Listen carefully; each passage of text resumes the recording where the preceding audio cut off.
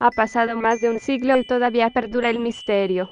5 crímenes perpetuados en Whitechapel hacia 1888, que hoy, por el escaso número de víctimas, hubiesen ocupado pocas líneas en los diarios, en su momento revolucionaron Londres y el mundo entero. Durante 100 años, investigadores, detectives, policías y muchos aficionados han tratado de establecer un perfil psicológico que ayudase a determinar la personalidad o el nombre del asesino. Pero hasta ahora solo se han podido identificar los nombres de unos posibles sospechosos. Tal vez por ese motivo, ya que el destripador se ha convertido en el asesino en serie más conocido de la historia.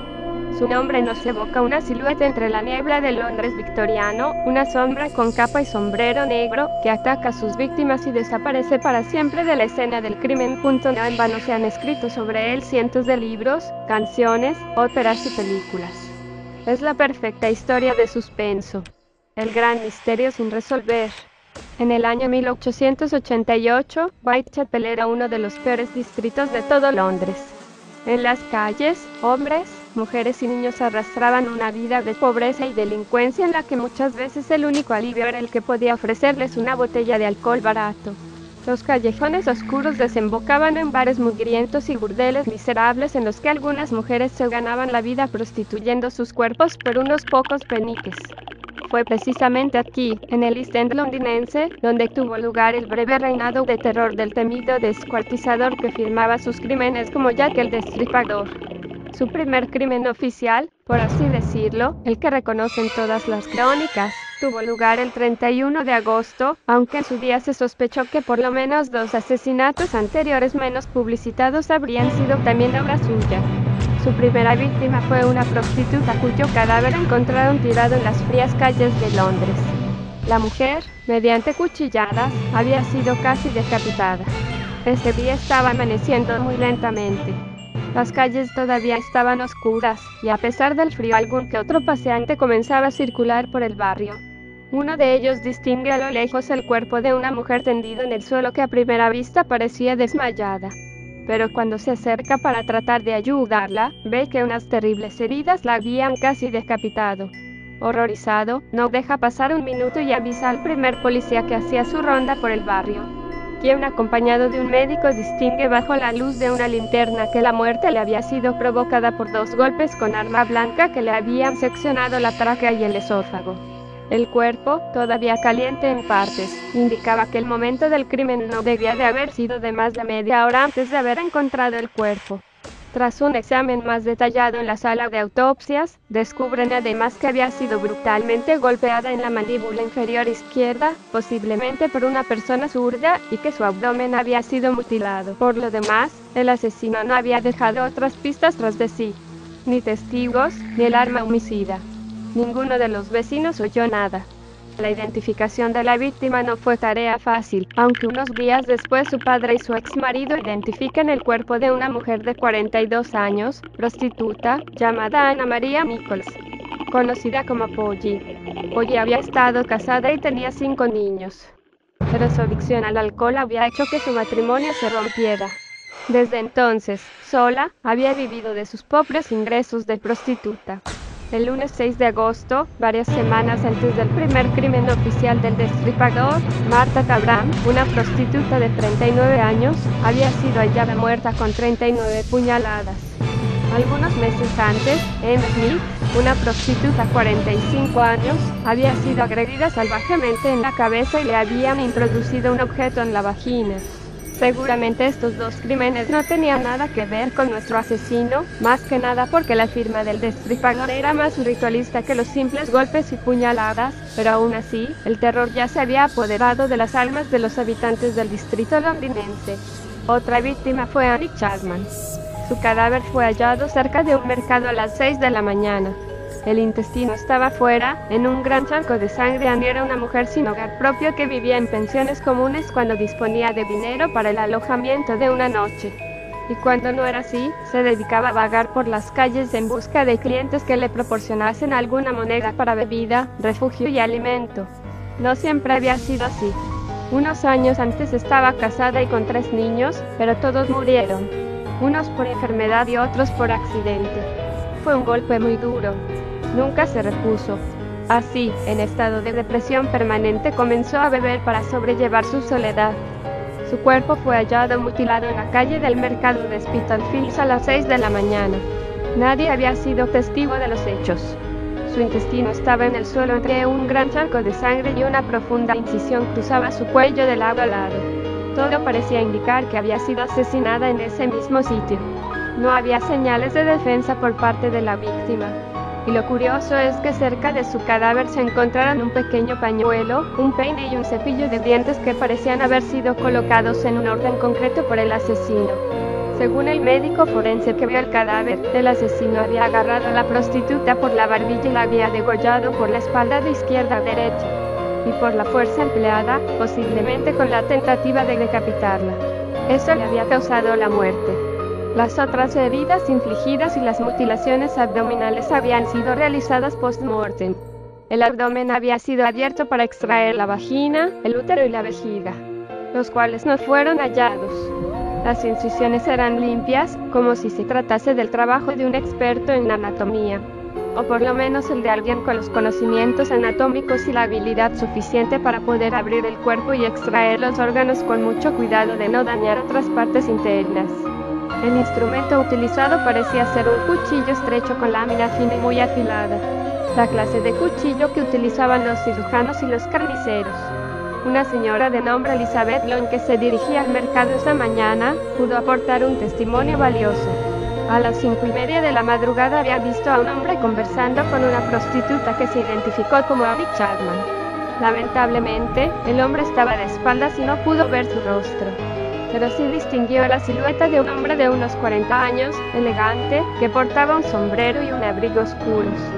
La hora de la muerte se estimó entonces entre las 5:30 y las 6 de la mañana, hora en la que fue descubierto el cadáver, lo que significaba que el asesino actuaba rápidamente y con gran precisión. La falta de indicios hacía que la investigación avanzase lentamente. Todo el mundo había relacionado las muertes entre ellas, y a pesar de que la policía se mantenía en el más absoluto de los silencios, los periódicos no dejaban de alimentar cada rumor escuchado, lo que servía para aumentar la cólera y el miedo de los vecinos. Desde Scotland Yard se llegó a ofrecer una gratificación para quien aportase algún dato válido sobre la identidad del asesino, pero lo único que consiguieron fue que los vecinos aprovechasen sus diferencias y se denunciasen entre ellos, deteniendo simplemente a algunos falsos culpables, excéntricos alcohólicos que aseguraba ser el descuartizador de prostitutas. Aunque tras numerosas investigaciones y por el hecho de que todos carecían de habilidades médicas o que tenían coartadas, no tardaban en recuperar la libertad.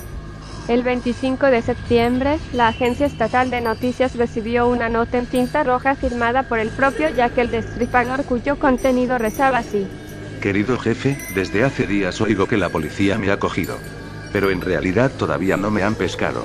No soporto a cierto tipo de mujeres y no dejaré de destriparlas hasta que haya terminado con ellas. El último es un magnífico trabajo, a la dama en cuestión no le dio tiempo a chillar. Me gusta mi trabajo y estoy ansioso de empezar de nuevo. Pronto tendrá noticias mías y de mi gracioso jueguecito. Firmado, Jack el Destripador, desde el infierno. A partir de entonces seguiría escribiendo cartas y poemas destinados al jefe de la policía londinense, jactándose de su habilidad para escabullirse en la oscuridad de las calles y evitar ser atrapado por la multitud que le perseguía, o bien, haciendo alarde de la perfección de sus crímenes y anticipando otros nuevos ataques. Siempre seguro de sí. El domingo 30 de septiembre, se descubrió otro cadáver en la calle Werner sobre la 1 de la mañana. Tras pedir ayuda a la policía, vieron que se trataba de una mujer, cuyas faldas habían sido levantadas por encima de sus rodillas. Un forense llegó a la escena del crimen con su ayudante un cuarto de hora más tarde. Entre los dos detallaron sus conclusiones de la exploración. La difunta yace sobre su lado izquierdo. Su cara mira hacia la pared derecha. Sus piernas han sido separadas, y algunos miembros están todavía calientes. La mano derecha está abierta sobre el pecho y cubierta de sangre. La izquierda está parcialmente cerrada sobre el suelo. El aspecto de la cara era bastante apacible. La boca ligeramente abierta. En el cuello hay una larga incisión que comienza sobre el lado izquierdo, seccionando la tráquea completamente en dos y terminándose sobre el lado contrario.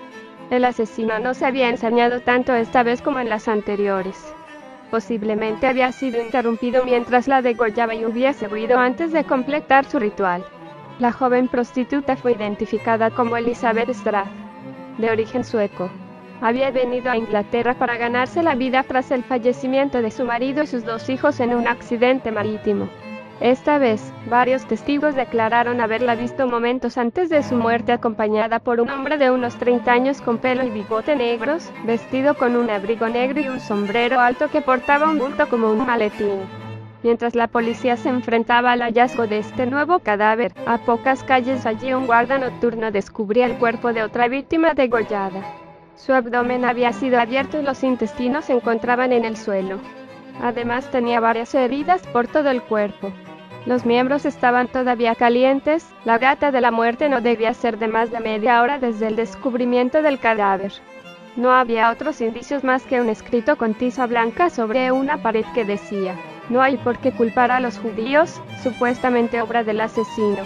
Antes de que la inscripción pudiese ser fotografiada, el comisario de la policía londinense Charles Warren ordenó que fuese borrada.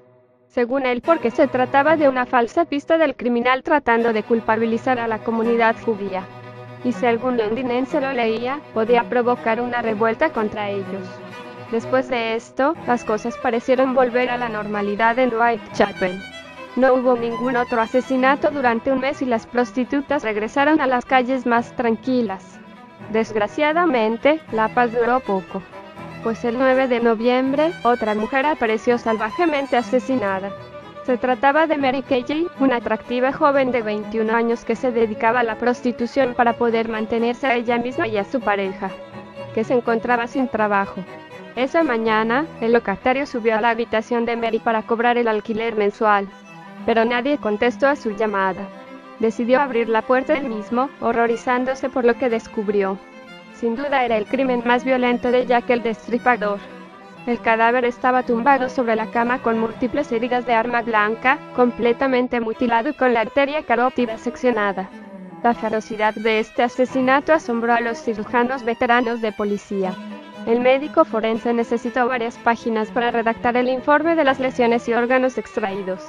Este asesinato creó el pánico absoluto en el barrio, haciendo estallar episodios esporádicos de violencia en la muchedumbre. La actividad policial era frenética. Cada rincón fue registrado, cada sospechoso detenido e interrogado a fondo, pero no por eso la policía dejaba de ser duramente criticada. Nunca más se volvió a saber del asesino. No hubo más cartas ni más crímenes. Parecía que Jack el Destripador hubiese abandonado la escena del crimen para siempre. Y finalmente el caso fue cerrado en 1892, el mismo año en que el inspector encargado del caso se retiró. Lo cierto es que nadie puede saber si esta es la verdadera historia o si es otro de los relatos que inspira a este terrible personaje. Lo único que hoy en día tenemos claro es que no se trataba de un delincuente cualquiera. Sus hechos demuestran que era una persona con gran inteligencia y tal vez una educación superior a la población de Whitechapel. Incluso puede que fuese alguien de clase alta. Tal vez tuviese un trastorno de la sexualidad, un trastorno mental que le provocase esa compulsividad y obsesión a la hora de cometer los crímenes. Su afán de reconocimiento y el hecho que resaltase con las cartas enviadas a la prensa su inteligencia, demuestra que también era una persona insegura y llena de complejos. Pero mientras Scotland Yard mantenga sus archivos en el más absoluto secreto, otros autores seguirán suscitando sospechosos que mantengan la leyenda del Destripador viva.